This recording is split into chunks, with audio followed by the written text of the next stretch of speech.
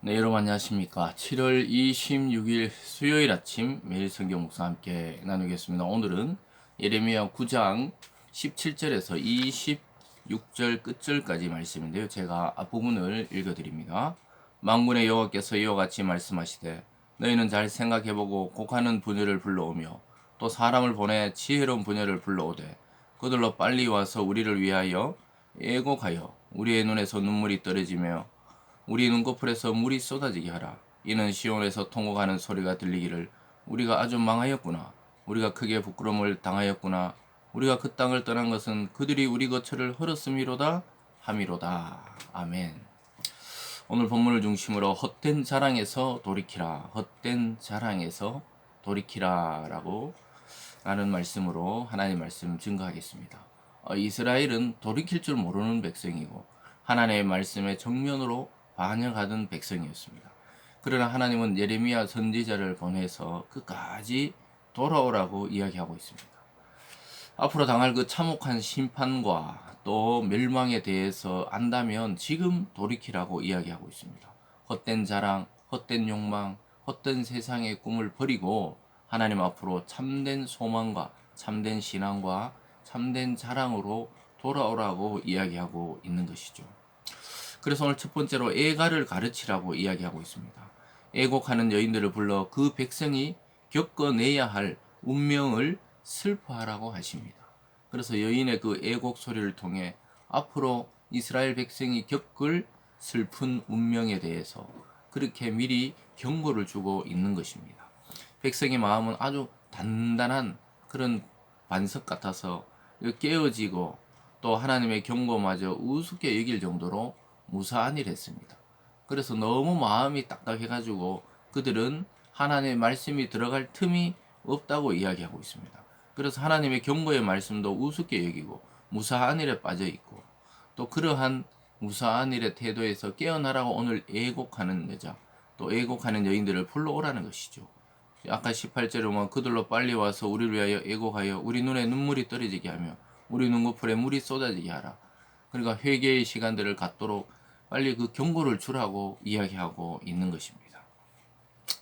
그래서 절망할 때 절망스러울 때 절망하지 않는 것도 그것이 가장 큰 절망이다. 무슨 말이냐 하면 정말 절망적인 상황이고 이스라엘이 절체절명의 위기인데 깨닫지 못하고 있다는 거예요. 그래서 그냥 예전처럼 여전히 습관적으로 형식적으로 자기 중심적으로 하나님을 섬기고 있다는 것이죠.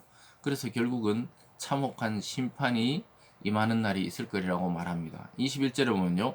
무릇 사망이 우리 창문을 통하여 넘어 들어오며 우리 궁실에 들어오며 밖에서는 자녀들을 거리에서는 청년들을 멸절하느니라. 너는 이같이 말하라.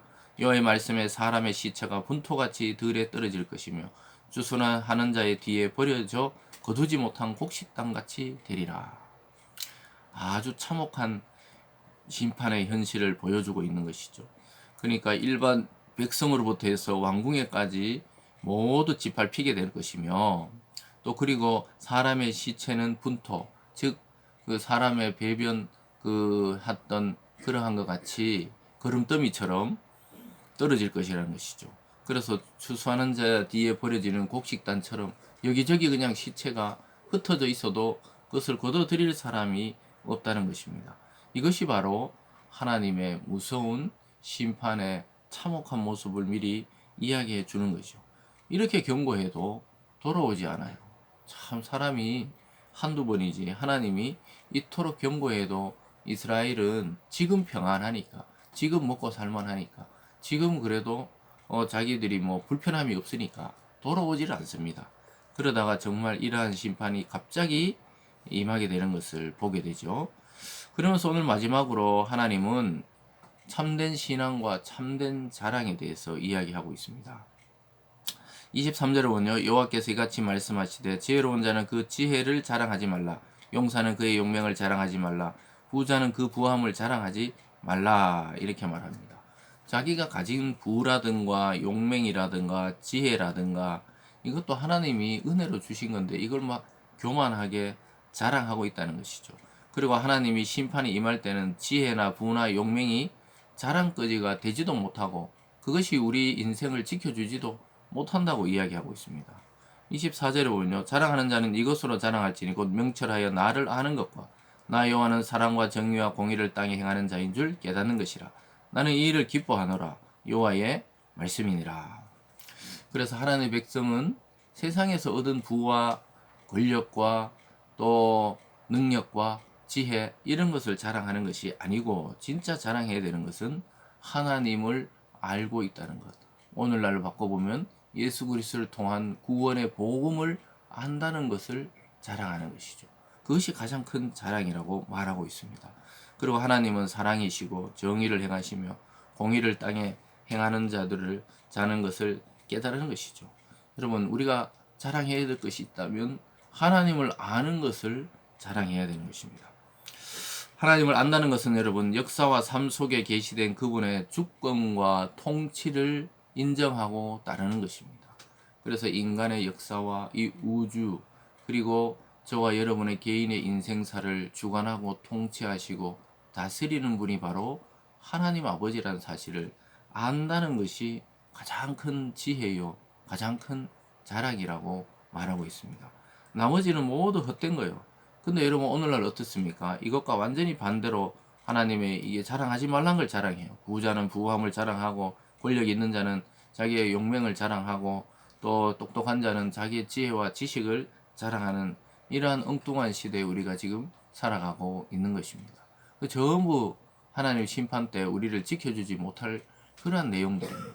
우리를 오직 하나님의 심판과 그 멸망에서 우리를 구원할 수 있는 것은 그리스도를 아는 지식, 또 하나님을 아는 지식만이 우리를 보호하고 구원해 줄 믿습니다. 그러면서 하나님은 계속해서 이렇게 말하고 있습니다. 마지막에 26절에 보면요. 곧 애굽과 유다와 에돔과 암몬 자손과 모압과 및 광야에 살면서 살적을 깎은 자들에게 무릇 모든 민족은 할례를 받지 못하였고 이스라엘은 마음의 할례를 받지 못하였느니라. 그래서 자기들이 할례의 언약을 통해 자기들은 선민이라고 여겼지만 실제로 그 몸의 할례를 통해서 그 형식적인 걸 통해 구원을 보장하지 못한다는 거예요. 마음의 할례를 받지 않았다는 거예요. 그 주변의 이방인들은 당연히 몸의 할례도 마음의 할례도 받지 못했지만 이스라엘은 마음의 변화 없이 그냥 몸만 베어내는 할례 의식을 행했기 때문에 하나님이 경고하죠. 이스라엘은 마음의 할례를 받지 못하였다. 그래서 심판날에는 내가 어느 가문 출신이다. 내가 어느 또 라인이다. 또 여기 뭐 제사장이다. 또 자기들 뭐 서기관이다. 이러한 것이 아무 소용이 없다는 거예요. 하나님께 중요한 것은 마음을 찢고 하나님께로 돌아오는 것입니다. 그래서 하나님 앞에 겸손하고 이웃을 섬기는 그러한 마음의 할례, 겸손의 할례를 받지 못하면 다 헛된 자랑에 불과하다고 말씀하고 있습니다. 사랑하는 여러분, 오늘 하루도 우리가 헛된 세상의 것, 이런 것은 환난의 때 아무것도 우리를 지켜주지 못한다는 사실을 깨달으시고 오직 참된 하나님의 말씀과 참된 하나님을 향한 신앙으로 우리의 마음을 찢고 하나님께로 돌이키는 오늘이 되기를 바랍니다. 기도하겠습니다. 사랑의 하나님 아버지, 행위가 우리의 구원을 보장하는 것은 아니지만 하나님 형식적인 예배, 형식적인 신앙에 머물지 아니하고 우리의 마음을 찢고 참된 회개를 통해 하나님께 돌아가는 우리들 되게 도와 주시옵소서. 감사드리며 예수님 이름으로 기도드리옵나이다. 아멘.